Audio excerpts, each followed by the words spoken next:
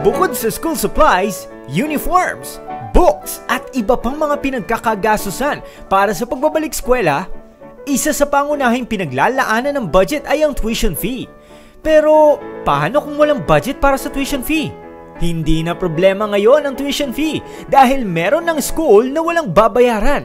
Tama ang narinig nyo. Libreng college education ang offer ng La Verdad Christian College o LBCC.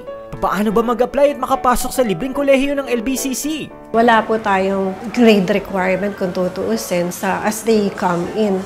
Anybody can apply, anybody can take the qualifying examination. Meron pang qualifying exams.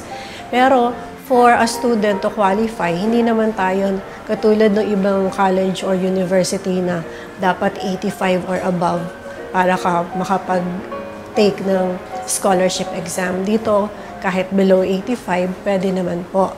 Hindi din tayo nagkikater sa isa lang na religious denomination. In fact, La Verdad Christian College is a non-sectarian school. Ano ang mga courses na offered sa La Verdad Christian College? Dito po sa Caloocan, sa kasalukuyan, kaming dalawang programs under CHED. Una po yung AB Communication at tapos yung pangalawa yung AB Broadcasting. Pero yung mga gusto naman talaga ng madali ang employment, meron din tayong non-degree programs na accredited naman po ng TESDA. Program natin sa photography, mass comm technology, and healthcare services.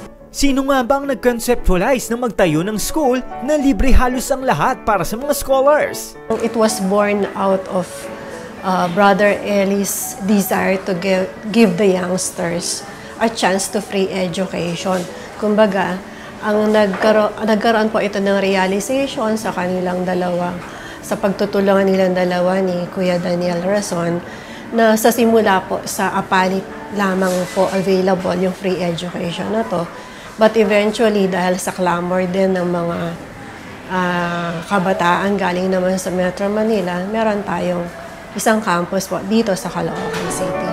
Meron ba mga facilities na maaaring enjoy ang mga estudyante sa La Verdad Christian College, Caloocan?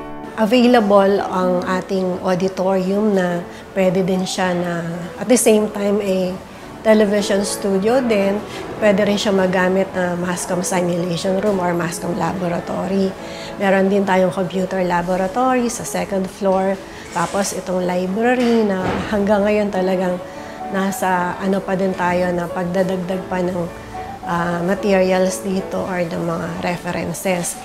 Marami pang plano ang eskwelahang ito. At para sa mga kabataan at magulang na hanggang ngayon ay pinoproblema pa ang tuition fee or college, ito ang masasabi ni Ma'am Jonah. Ang atin pong mga kabataan na nangangarap ng college education, wag po tayong madismaya kung financially hard up tayo sa ngayon kasi meron pa naman talaga na pag-asa dahil andito po ang La Verdad Christian College. Ang dapat lang natin gawin, mag-inquire dito, mag-take ng qualifying exam, wala kayong poproblemahin na kahit magkano na pera, wala pong babayaran kahit ano.